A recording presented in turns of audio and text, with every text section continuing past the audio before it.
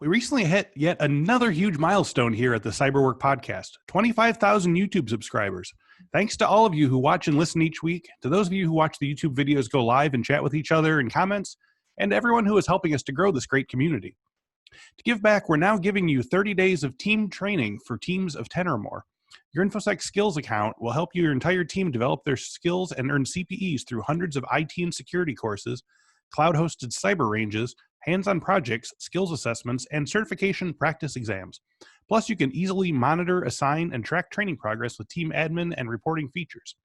If you have 10 or more people who need skills training, head over to infosecinstitute.com/cyberwork or click the link in the description to take advantage of this special offer for Cyberwork listeners. And thank you once again for listening to and watching our podcast. We appreciate each and every one of you coming back each week. And on that note, I've got someone I'd like you to meet, so let's begin the episode.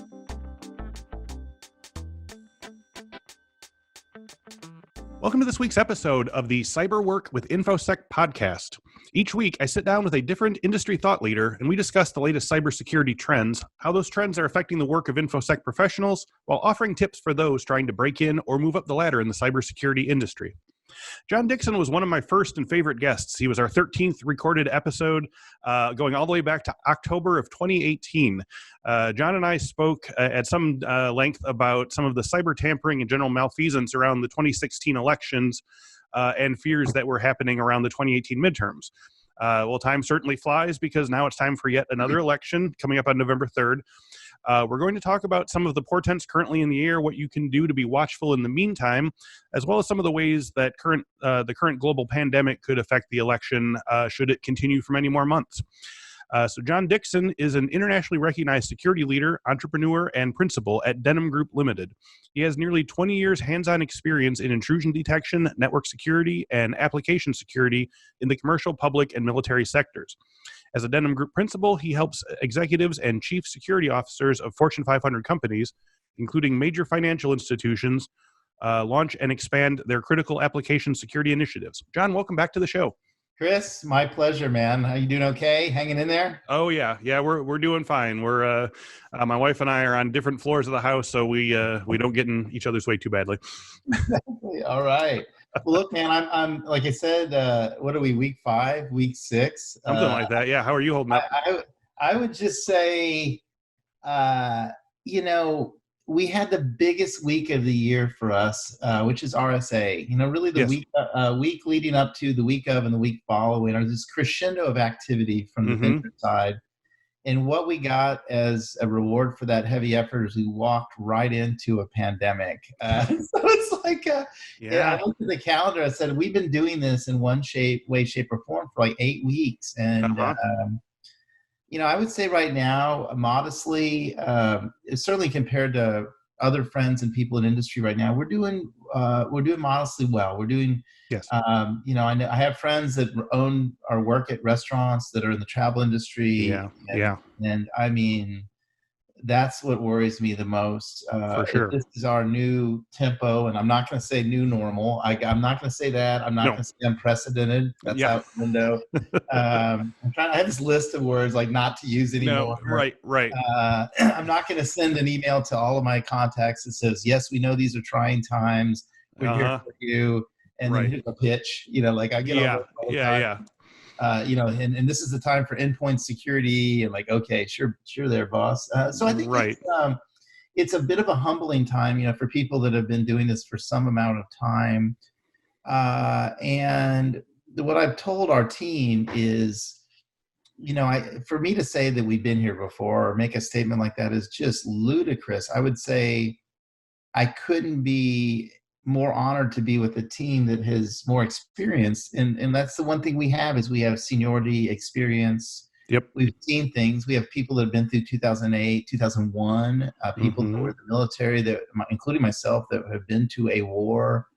And so what the skills you develop are really one of being able to react quickly to the stimulus and adapt whatever strategy you had from yesterday. And so it's lots of iterations, lots of you wake up and you don't know what to expect. You don't overreact, but you also don't take stuff lightly. And the way that I put it is, we can't control the external events. We can't control science. Right. We can control what's in front of us and what we're doing. And I've said this to the team also, like Denim Group is a little bit of our lifeboat right now.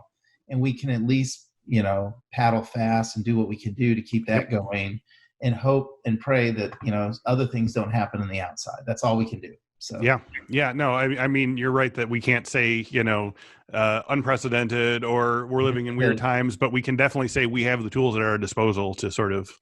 I was thinking, the other thing, I know we have an established set of things to talk about, which is good, but yeah, I was thinking about it the other day, like how awful this would have been if this were 10 or 15 years ago, pre-Zoom, pre-WebEx, pre-internet, where it was very much a desktop world versus a laptop world. I mean, like we have made the shift seamlessly.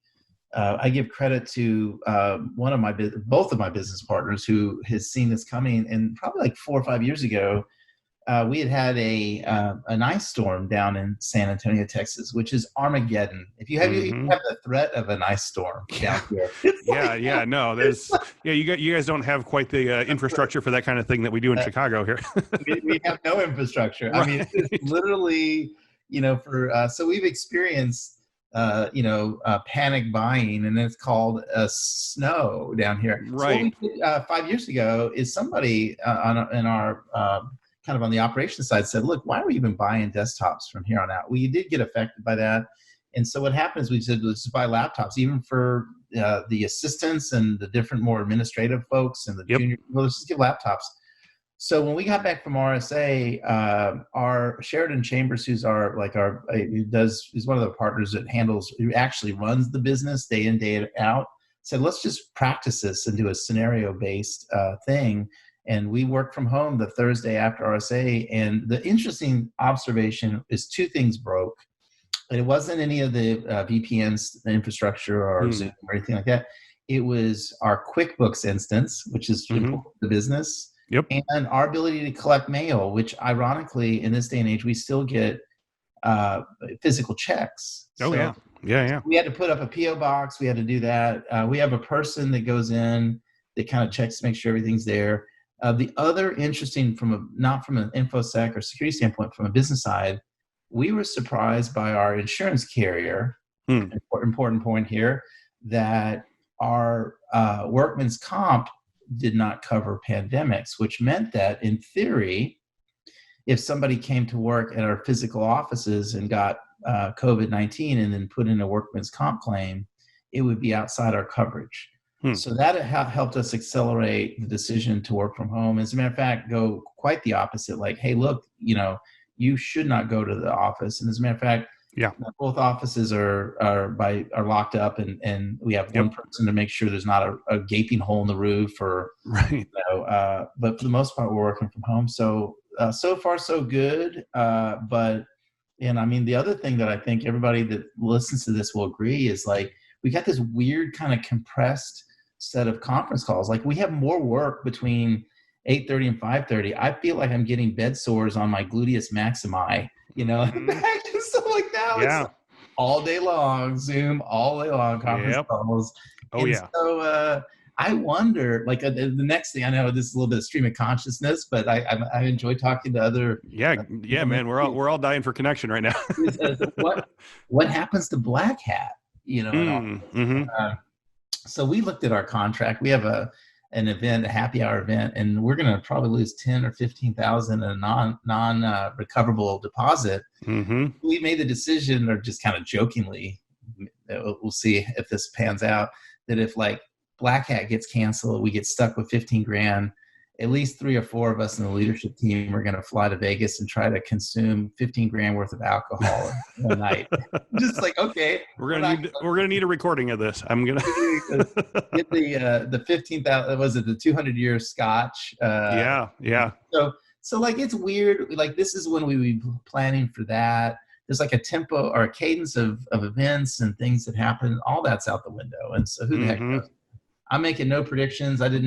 I think we just, if this is the new cadence, the new approach to business, It's not altogether that bad. The one other strong observation I would have is, as a vendor, we have had some very good and deep discussions with other vendors on partnering stuff that we would never do. And so that's very promising. And maybe because we have more time, we've had at least 4 or 5 folks that are in the application security market come to us and say, hey, look, we compete kind of, but we admire what y'all are doing. Maybe we could work on this together. Those, when we're in the tempo that we had pre-RSA, we would never do those because we're just from one deal to the next. I probably traveled every week. So we're able to get like the deeper discussions below the obvious, below the surface level discussions, including with prospects. Now, the last thing I would say, again, we're vendors. I caution our team to not send out the same, crazy emails that we're receiving on our end, but is really use this opportunity to deepen the relationships with the people you know, and really kind of dial back the prospecting, which is just not well received right now. Yep. And we'll see how long that lasts. I mean, at some point that's going to catch up with us, but I think what we've observed is that we've focused on the most obvious opportunities, business opportunities. That's probably the same case and for people within the enterprise. It's the most day-to-day stuff they're playing whack-a-mole at. Right. Now we're having deeper discussions with partners. We're having deeper discussions with existing clients, which are going to uncover other business and other areas we can help them. So like it may be in aggregate not that bad. So we'll see, man. I mean, I'm trying to keep a dialogue and write all this stuff down because I think, when we're, I would say older, even more older. Right. Yeah. People are like, look hey, back on this. Tell us how it was in the summer of 2020. Uh-huh. Like they do World War II or 1918. Like, Yeah. You don't know. And like, I mean, there's no grand strategy. There's no grand playbook. We're just trying to make do with what we've got and not stress out and not freak out and not, overreact. So. Right. Yeah. Well, speaking of unusual times, which we said we weren't going to say, we want to talk today about, election security and 2020 elections and so forth. But one of the things that we weren't doing on the program when you were last on that, you gave us some nice context of the present, but we like to talk to our guests and find out about their security journey. So how did you first get involved in security as a vocation and a passion? Is this something always with you? Do you want to talk about that? No, quite the opposite. I backed into it. I mean, I totally backed into it. And then I like to claim credit and say people like hearing that though, because there's always that sort of perception that like if you weren't like hacking into local mainframes when you were 6 years old, like you're too late or whatever. So tell us where you started. There's certainly a lot of people that come from that background. And I always admire folks that do that and have the CS major or came up through, like you said, the on the attack side and just like knew Unix as a third grader. And I mean, Linux. I always admire those. I didn't come that way. So real political science major. I was an intelligence officer and I was a Desert Storm guy. So I was actually in one of the cells that did what's called targeting.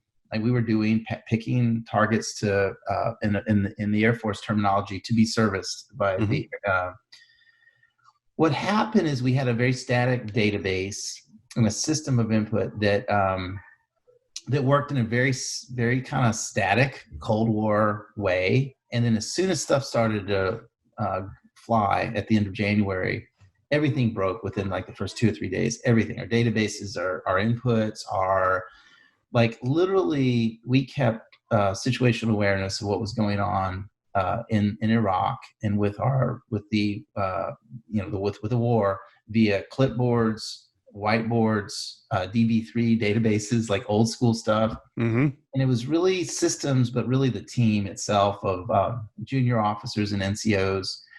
And the reason I tell this story is because we were very close at any given time of losing that situation where I was very scared. And I have an actual war story to tell. We were nominating what are called C3 targets, command and control, switching centers, troposcatter dishes, comms facilities. And it was like the first week that we would nominate these things. We're part of a larger group of people in the Air Operations Center.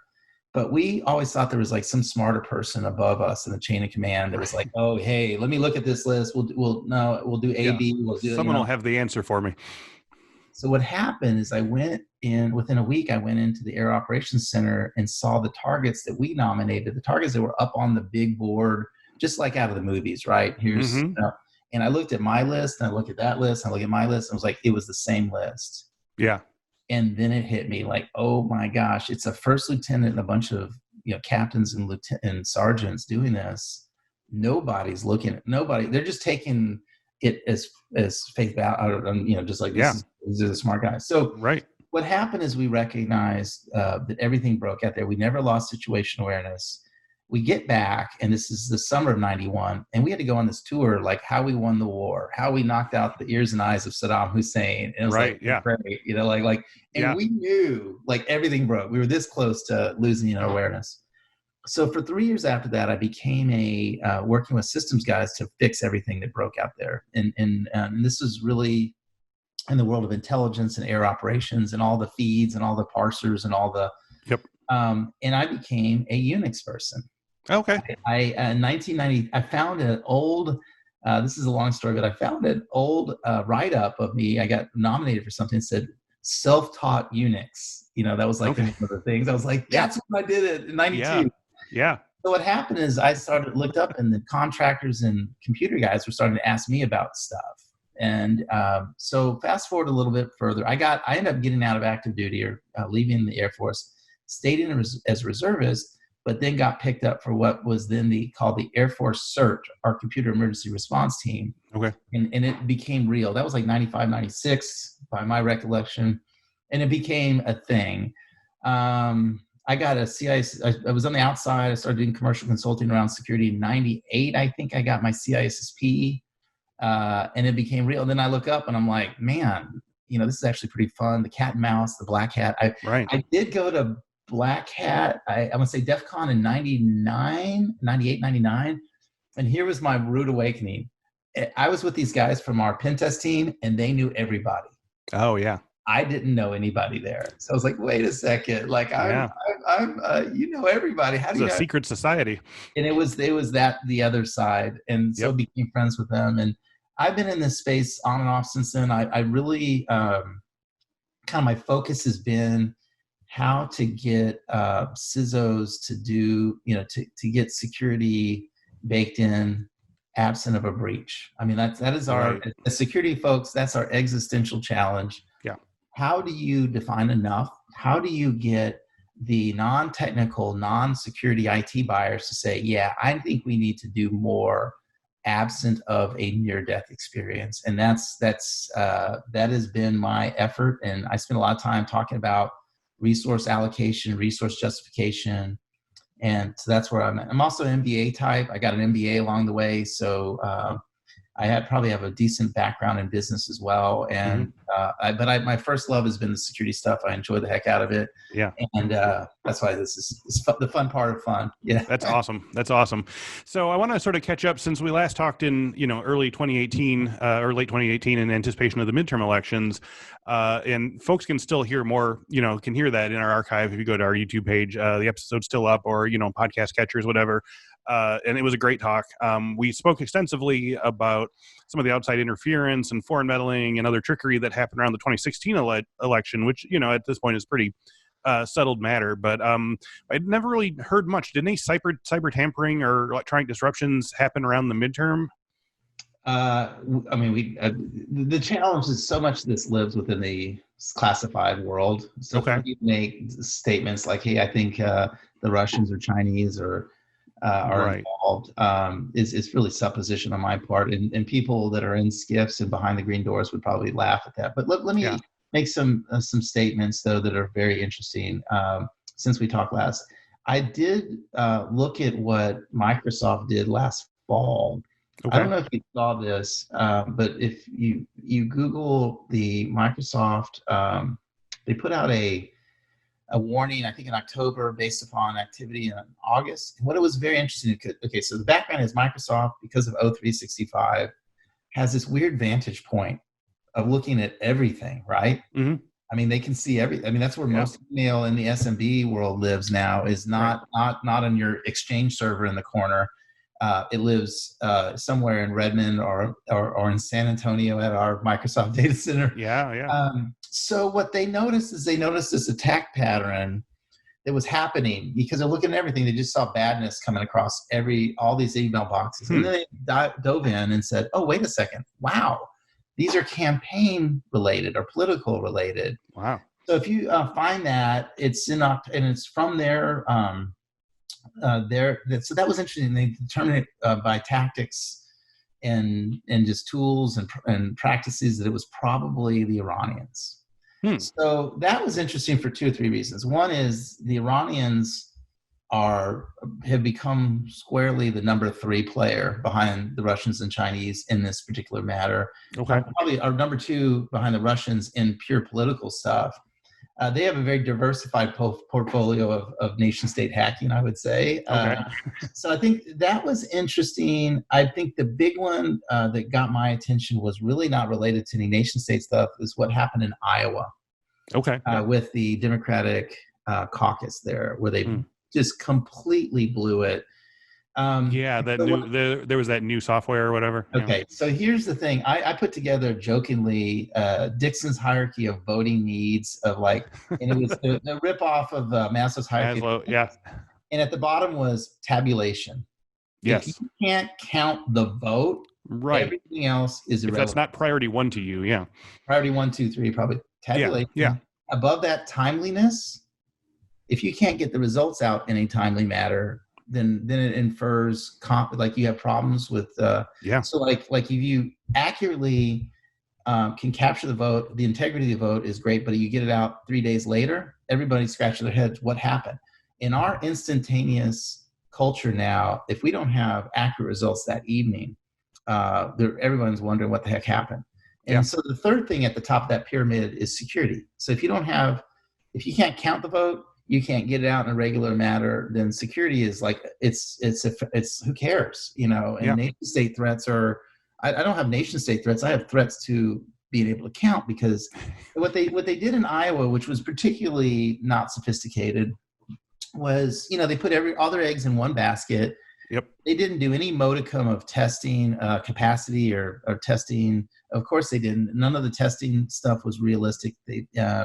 And then I think I saw the guys from Veracode put out found the source code of the mobile device and found these vulnerabilities after the fact. But to some degree, again, who cares? Because it didn't count anything. The problem happened before that, vulnerability. So it's like, the fact that the voting information is insecure is like issue number 12 at this point, because they. So I think that's something to remember as we go into this session. This particular one, this election cycle. Here's the problem that we're going to have. That is, we didn't even think about 18 months ago or 5 weeks ago. There's going to be a big push by 3 different groups, the Democrats, the Republicans, and maybe voting rights folks, to get a substantial vote by mail capability for the fall. And here's the reason why. I did a Texas Tribune TribFest panel about a year and a half ago in Austin about voter security. And the whole thing got twisted around to become an issue of voter access, suppressing the vote. Remember, down in Texas, we have the voter ID thing, which was and that was going to affect certain communities over others. Yep. I guarantee that all pales in comparison to if your primary way of voting is to go to a voting place and get in line. I voted in our primary in March, I think, which I started calling it BC, in 1 BC before coronavirus. I think it was in March. It might have been February. But I stood in line for an hour and a half with a bunch of people. Yep. You know what I'm going to do, unless there's a vaccine? I'm going to drive by that polling place and go, don't need to vote that badly. Not worth it. Yeah, right. So the voter count, and this is a presidential election. The count couldn't matter more. I think that's the bigger problem that election officials and voting administrators are going to have, is a turnout issue. And again, if you can't count or if you can't make it accessible, and I think it's reasonable. I mean, like in our county here in San Antonio, the county is called Bexar County, which is actually Bexar, which is a Spanish term. Mm-hmm. I've been pronouncing it wrong all these years. Yeah, it's you can tell the people from Chicago when they call it Bexar. Yeah, right. Bexar County. So I think we have around 200, 250 in a presidential year that'll vote, registered voters that'll vote. Doing that by mail, I don't know, I can't speak for certain, but I'm willing to bet that their capacity to process $250,000 votes by mail is not that great. No. And so I think that's going to be a new skill to learn. Regardless of what the president says or whatever governor says, like, oh, hey, we're returning to work on Easter, Memorial Day. Like, I think what's going to happen is people are going to make decisions, again, absent of a vaccine, absent of, unless you tested positive and have antibodies and know that you got nothing to worry about. Right. Like, going and voting becomes like, is it really worth it? I mean, it's already a pain in the rear to do it, to find your polling place, sit in line. Yeah. And so I think that's going to be the bigger problem. I think that everything that was done in 2016 remains a factor. Yes. If I am the agent, the officer in charge of the FSS or GRU or wherever, I'm ready to do that when applicable. I mean, I think they were already doing it with the troll farms to get Bernie nominated from the Democratic Party, for obvious reasons. So I think because of the continued disavowals by our president, I mean, it still becomes a thing. I mean, it was a consensus opinion within the intelligence community, and I like to stress this to all the listeners. That is extraordinary. I mean, like, it's 16 odd agencies. They're rarely on the same sheet of music. Yeah. For them to come out and say this is a consensus opinion is pretty unusual. Or not unprecedented, nope. but unusual. Right off the list. Yeah. And, so I think, I'm most certainly happened. I got to speak at a local event for. I'm chairman of our mayor's airport commission for San Antonio. Okay. We haven't met in 8 weeks. I really don't know the status of it. I don't know what we're going to do when it comes back up and what the airport looks like, our air service looks like. For sure. We simply don't know. But I got to speak at a local Republican club to talk about the airport. I didn't want to talk about political matters. Right. I talked about the airport. This is informational. Here's what the airport is doing. Yep. And sure enough, somebody asked me about voter security, about the Russians. I said, it's always been the Russians. It was always the Russians. Absolutely. Period. Next question. It wasn't a real popular response. No, some hubbub, I imagine. It's like, look, I'm sorry. Get over it. I mean, like, sorry. I think you just added 50 comments to this video with that. No, that's good. But the reality of it is I think we'll look back on this time, and that'll be one of the weirder moments. For sure. And I say that I will confess I come from that side of the political realm. I'm not a D, but I still think this is the oddest. It's just odd time. So I think that oddity adds to the ability to make craziness. And until this is all behind us, or until we get somebody that says, yeah, I guess it did happen, at the very top, it's still going to be an open issue item. Yeah, that could be a generation before the consensus is, everyone's is willing to admit it. Yeah. I mean, we just need to have an election where it's not an issue. Right.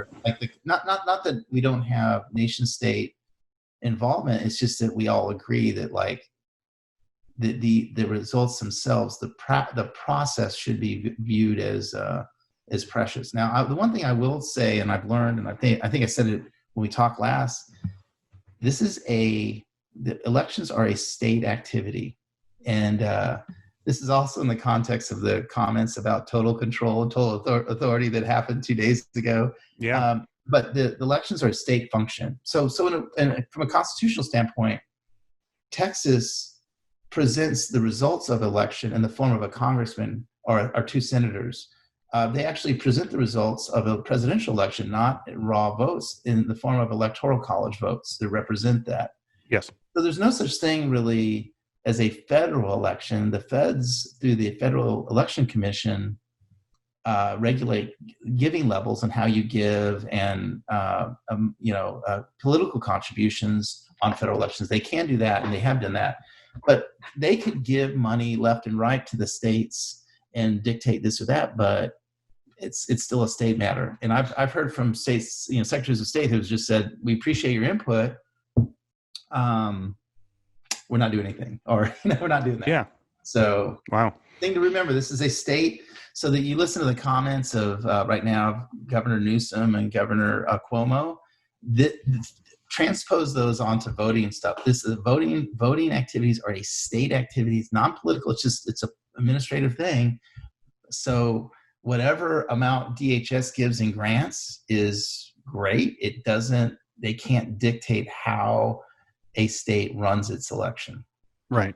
Well, okay. So, I mean, that jumps forward to a question I had for later in the episode, but, if this is, and it seems like, what you're saying about voting is basically what we're seeing about the pandemic, is that it's become a state's issue, in the sense that that there's no sort of like top down, sweeping federal declaration other than, we got to open the economy soon or whatever. But, if these are states' issues for voting, and some states are saying we're not going to do anything about it, or, we're doing what we can, or we're doing something else, or don't worry, the machines are fine. Is there anything, some of our listeners are obviously, beginning level, but others are, kind of high level cybersecurity experts. Is there ways you can sort of volunteer your expertise to help at a local level? Can you sort of like volunteer to pen test your own, voting machines, make sure there's not vulnerabilities? Is there, because I think people just feel really powerless about this. Like it just looks like a slow motion avalanche of like, well, we don't know if we're going to be able to even vote. We don't even know if there's going to be collusion. We don't even know,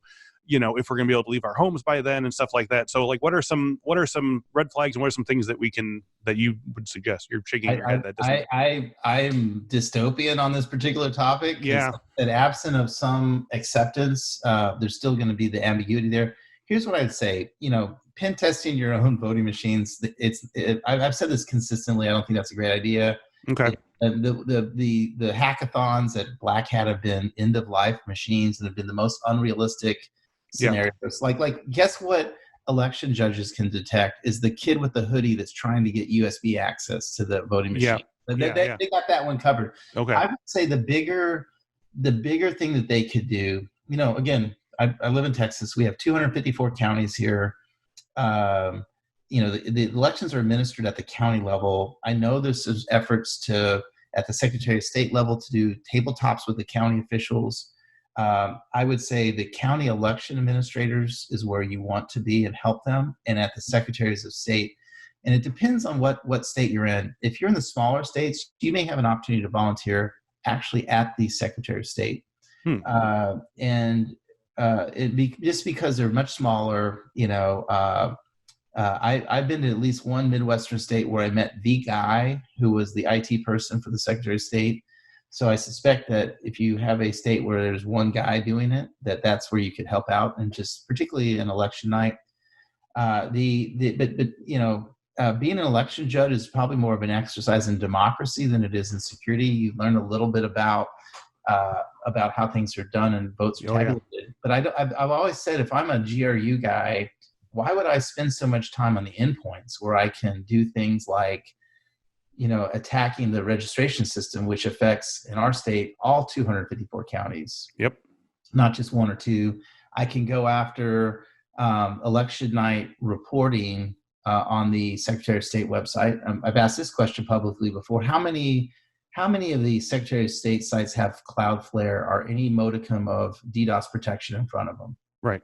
Because, the problem is, again, it's that weird window starting after the evening news till about 11 o'clock. Like, I better start seeing results, 30% of precincts reporting, 40% of precincts reporting. Yeah. If there's nothing, like what happened in Iowa, then you're like, what on earth happened? And this, in this world where I still can order up stuff from Amazon, it'll be here in some amount of time. Right. Like, I expect to see that little ticker come along, So if you DDoS their election reporting site, all it is DDoSing some web server that has some text results from it, but perception wise, real bad. And so that's the problem with elections is you have these compressed time frames where it really matters that night. Yeah, people expected that evening. Yeah. And so it's kind of like, if you're able to do certain things in DDoS, the news during the Super Bowl or something, like you've got just this fixed window of time, you'll never get it back. Yep. So if I'm an attacker, a state actor, I'm worried about sowing, discontent. I'm looking at bringing the question up. I can do this all via social media at the same time with our trolls in the Baltics or wherever the heck they live these days. Yeah. So I don't have to attack endpoints. I don't have to go to voting machines. Okay. I can go after the centralized stuff. So I'd recommend in the smaller states, reaching out. What I've also found is some are more receptive than others. I think I've also gotten the vibe from a couple folks like, oh no, we got it, we're good. Like, okay. I'm going to say, I've said this publicly, and I may have said it the last time we talked. It is a force mismatch between the FSB GRU and that dude that I met in the Midwest. I mean, like the dude, the one guy against the. And again, like if I'm a bad guy, I can leverage the heck out of whatever attack I do. I don't have to do every county in every state. I just do a handful on the East Coast and just trumpet that out via troll. And then and like, look, this is what we did. We redirected all these people at this one polling site in North Carolina. We're going to do it all over the place, and everybody would be like, woo. And I would hit one county in one state on the East Coast on the night of election or in the morning, and just sow enough questions out in the public that they reap the reward. The other one that I've said publicly, I'm surprised we haven't seen is kind of the social media is one, but the robo texts on election. Hey, precinct 113 has been moved over to so-and-so elementary school. Just letting you know. Air County election administrator. Yep. That kind of stuff. And again, you're going to have some subset of people that fall for that one or do it. And so I still think I view election as the most fragile part of a fragile democracy. Yeah. And I just point to Vladimir Putin's background. I mean, he was in charge of information operations in the KGB in the 80s.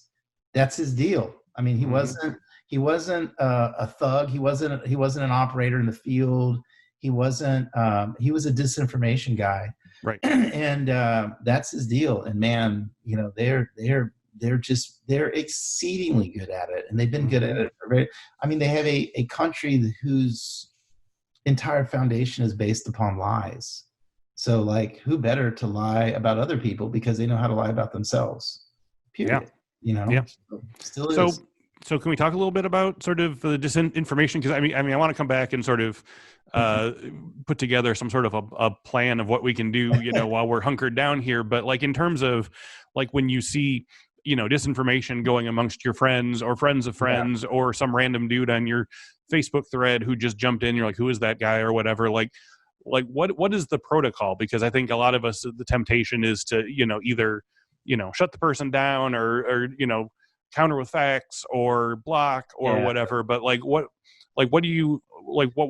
the best sort of like defense strategy or attack strategy? I would say the most, personally is ignore it, block it. I think we're trying to, in a weird way, changing all of society to be a little bit more skeptical of stuff. And that's going to be a long game too. Yeah. It's the long game, if not impossible game. Yeah. I would just say, I try to not weigh in because like my time's valuable and like, hey, this is John Dixon here. Like that. Yeah. And I've seen people that have said, hey, like the voice of reason, like, no, I've actually have some background in this field. That's not exactly the case. Or, it is very difficult. And obviously you have the more vulnerable populations, the elderly and such that are less skeptical, maybe. I would say I do admire those that have post and just come out as a voice of reason, where they're just like, hey, look, this appears to be so-and-so. You can report it to Facebook or whatever platform. Yep. That helps them with their, helps them identify stuff too. Right. I think, again, it's tough. Think of me back at that Republican luncheon where I got to tell these people that it was the Russians, it was real. And I think it takes a little bit of courage to say, like, no, in a non-confrontational way, like, look, it's just simply not the case. This appears to be something that's just out in left field. And that, okay, so let me talk about psychological warfare and information operations for a second. So I actually when I was active duty, went to a 1-week class on psychological warfare. Okay. And the whole time I was there, I couldn't believe I was getting paid to go to a 1-week class on psychological warfare.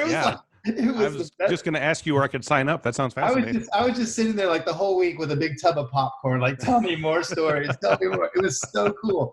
But one of the tenets that came out of that was you take a pre-existing condition and tweak it. And so that's why the psychological warfare guys, information operations guys are so good, is they take a pre-existing perception, even if it's bad, even if it's borderline racist or whatever, and they just tweak it and they add flames to the fire.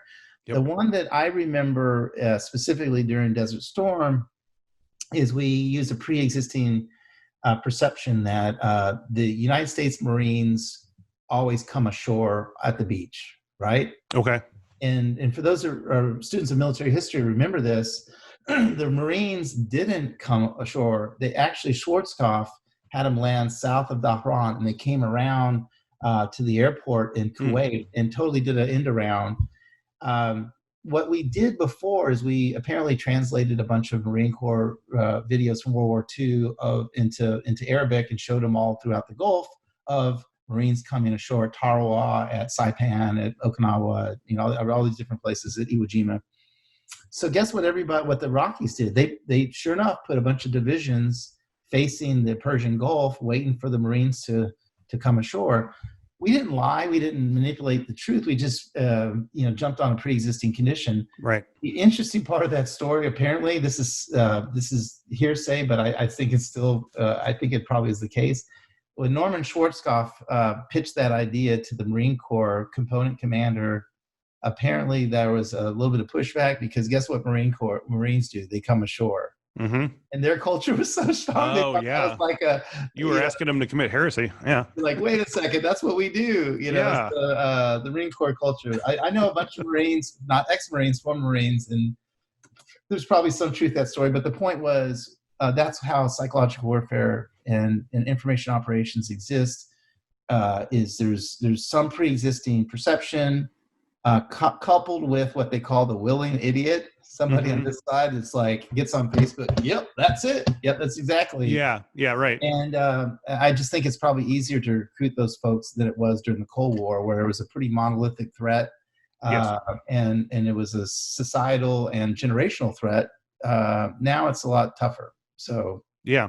Is there, thinking in terms of, especially Facebook, which has sort of certain switches and settings in terms of like where your posts go and who can respond to them and stuff, can there be sort of a parallel to the way we sort of are, sort of cutting out extraneous, interactions? Like if you make all your posts, friends only, and if everyone starts doing that, does that sort of keep some aspect of the contagion at bay? Or, because, obviously people who are going to get infected are going to get infected. I understand that. But then you have the social element. Does that, that's the gated community argument. Right, sure. The downsides to that, like suddenly I'm only interacting with the people that are like me, or my friends. And maybe the unintended consequence of that is I'm getting messages that already are receptive to me reinforced by this crew. Sure. Right. And I think, as you know, I'll just infer from all the books that you have behind you that you probably have a fairly broad set of ideas, and including ones that challenge your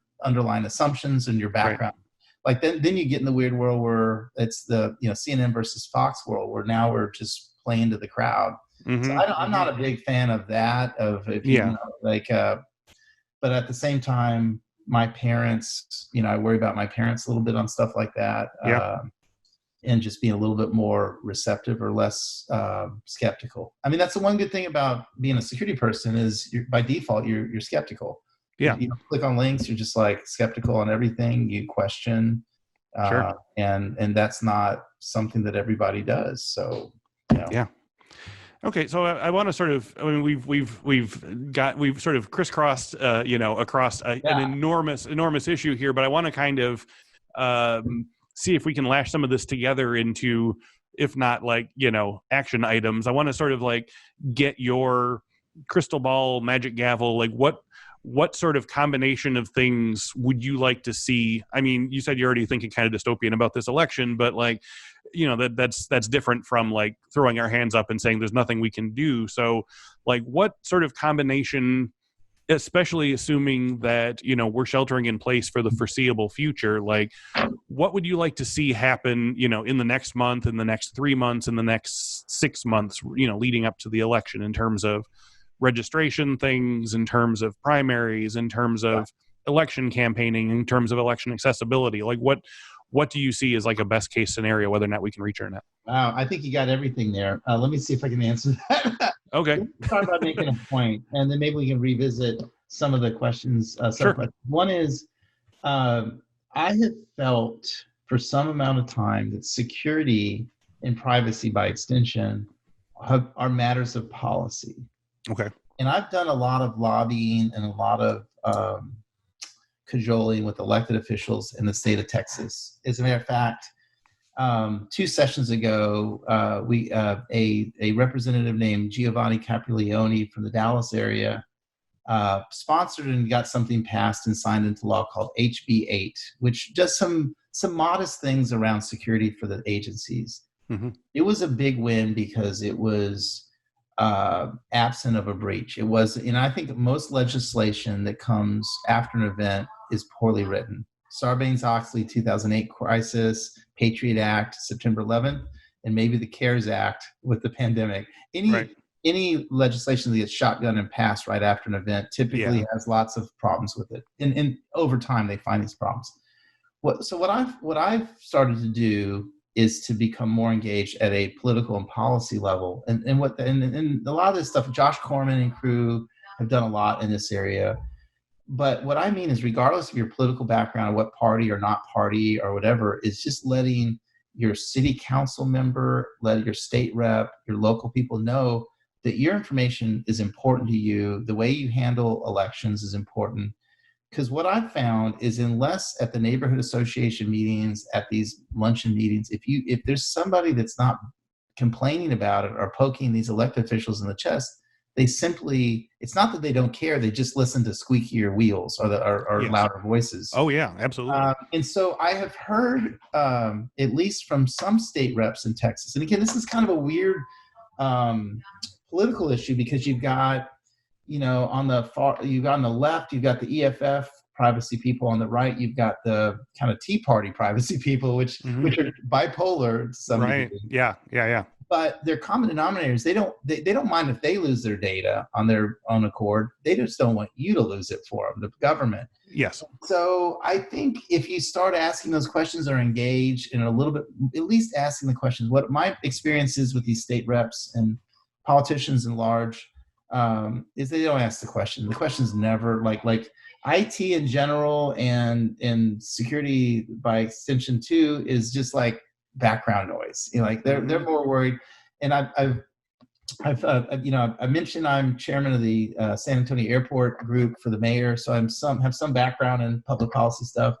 So one of the things the council does is they go through to each year, or the city manager goes and says, here's 21 public policy issues. Rack and stack them by priority, from police, public safety, police and fire, garbage collection, parks, library, all the way down to rodent control. Right. And number one, the airport's never on that list because people just think the airport exists and kind of in the ether. And IT and security are not issue items. They're becoming that. And so I'm saying, like, the starting point is people have to care. People need to know that that's something that could be addressed or needs to be addressed. Or and anger, when there's data, there's losses. I also, we had an issue in 2000, a long time ago now, with our comptroller who lost a bunch of, or we think had an exposure. That person lost her political career. She's going to run for lieutenant governor, and instead had to spend a lot of money on to fix that. She lost her political career. 2 people lost their jobs. But I got to speak at a group of CISOs for state workers right after that, and I said, "How many people are aware of the comptroller's breach?" Everyone's like, "Oh yeah." Mm-hmm. How many people have been asked by their elected or appointed commissioner whether or not they were vulnerable to that particular thing? And nobody kept their hands up. Right. So that hit me that we can have to continue to educate our elected officials, and it's not one party or the other. Right. It's both parties, so that this is part of what we do. So I think that's the starting point. I like the idea of volunteering. Just particularly, I think the security folks are largely not apolitical. They're not partisan political. I think this is too important to leave this to the partisan hacks, if that makes sense. Yeah. So engagement at the local level, city council races, block walking. I mean, part of the reason I was able to bring this up at the state level was the Speaker of the House used to be my state rep. He no longer is. I blocked walked with him for him. I actually went to campaign events, wrote him like $50 checks, and block walked on a Saturday. Mm-hmm. Guess what? He knows my first name. Was like, I met with him on this topic, and he's like, you know what? I know. Let me. He made it he started talking about it because. But the people don't really realize how few people need to say something to their rep before that rep makes it into a major issue. And if you go to the rep and the first thing you do is ask for something or bitch, you're get in line. Yeah. But if you go to a campaign fundraiser and give them a $50 check, or just say, hey, it's a Saturday morning, I'm going to learn what democracy is. I'm going to block walk. This guy seems like a swell guy, or this lady seems really, I'm going to go find out what block walk is like. And it's pretty brutal. But I'm saying, the politicians, the elected officials love that. And then you're their person, and then you can go ask them for something. Anyhow, that's just a background. Yeah. So I think there's a lot to be done there. And I think engagement on public policy issues is we need to do more. Mm-hmm. Yeah. I mean, I think you're absolutely right. And it is definitely a bipartisan issue. And also, I guess I also asked it because it feels like, obviously we're all working like crazy right now. And, there's this sort of eroding of, work versus life, because everyone's work is at home and home is at home and work is at, but whatever. But there's also that feeling that like, we're all sort of here and we want to help. And, like you say, so getting involved with your local politician and stuff, but it just seems like, there's a lot of people who are like, we're trying to save our restaurants by ordering from them, and we're trying to save our artists by going to online concerts and things like that. So like, what are some things that, we can sort of be doing in our day to day to sort of be saving our democracy in the same way? I think, there's a variety of folks, like being online and being that voice of reason is a helpful thing. Contributing, identifying, those are things you do on an individual basis. With LinkedIn, it's easy to write articles. It's easy to publish, micro-publish, and I've found that another thing that's very helpful is we know a lot about just basics of security. And being a wellspring, the Johnny Appleseed of cybersecurity, helping your friends and family and saying, hey, here's advice, tip number 3 of the day.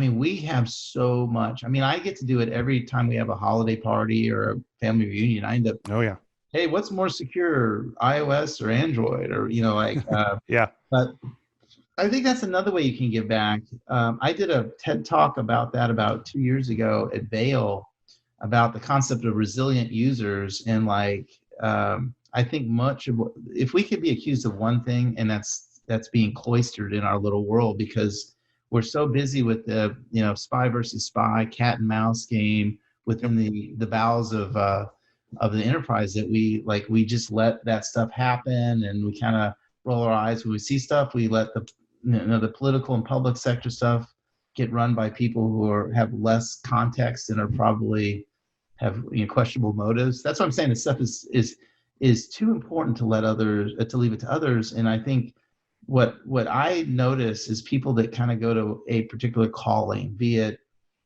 helping. You're right, helping nonprofits, but there's always a component of what we know. There's so much demand for what we know at the personal level. So I do that a lot. I have a little thing that I send to people that, hey, this happened. What do you recommend? And it's a little, I wouldn't even not say it's a white paper. It's like a list of things to do. Just say, here you go. I got that generically, Okay. Patch, do the updates, don't click on stuff, and then 6 other things. So I just do those all the time. There's Check no the magic sources. bullet. Yeah. But I have it actually because I get enough questions where I just like sling that over. Oh, here you go. It's on my desktop. There you go. I get that probably once a week of like, what can I do? Yeah. A lot of the questions have the same answer. Exactly. Yeah. So, that's not a great answer, but that's trying at it. There might not be a great answer right now. That's what I'm saying is I think go to whatever your calling is. Mine, I'm a political science guy by background. I happen to know a bit about the public policy side. And again, there are others that are doing this too, but that was an area that I have background and contacts that many people don't. I think that's the one area I can contribute is on the public policy side. So right. Okay. So one last question. If listeners want to know more about John Dixon or Denim Group, where can they go online?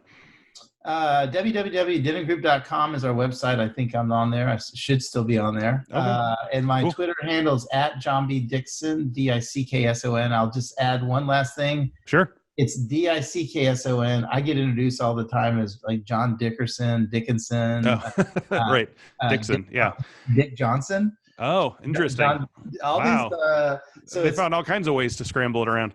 Usually in a public sector, like in a public setting where I'm speaking, but it's John B as in boy Dixon and not Dixon, right. There might be some other guy, but right. We're not talking to him today. So, John, thanks again for joining us today. This was a blast. I hope lots of people get a lot out of this. So I really appreciate I don't know if you got anything out of it, but I enjoyed the heck out of it. So. Oh, same here. So thank you, and thanks all of you again for listening and watching. If you enjoyed today's video, you can find many more on our YouTube page. Just go to youtube.com and type in Cyberwork with Infosec to check out our collection of tutorials, interviews, and past webinars. If you'd rather have us in your ears during your workday, all of our videos are also available as audio podcasts. Just search Cyberwork with Infosec in your podcast catcher of choice. And if you don't mind, leave us a rating review. It does actually really help. For a free month of the Infosec skills platform discussed on today's show, just go to infosecinstitute.com/skills and sign up for an account. In the coupon code line, type Cyberwork, all one word, all small letters, no spaces, for your free month. And one thing we mentioned briefly in the episode, if you want to check out our free election security training resources to educate poll workers and volunteers on possible cybersecurity threats they face during election season, visit infosecinstitute.com/IQ/election-security-training, or click the link that'll probably be in the description. Thanks once again, John Dixon, Dickson, and thank you all for watching and listening. We'll speak to you next week.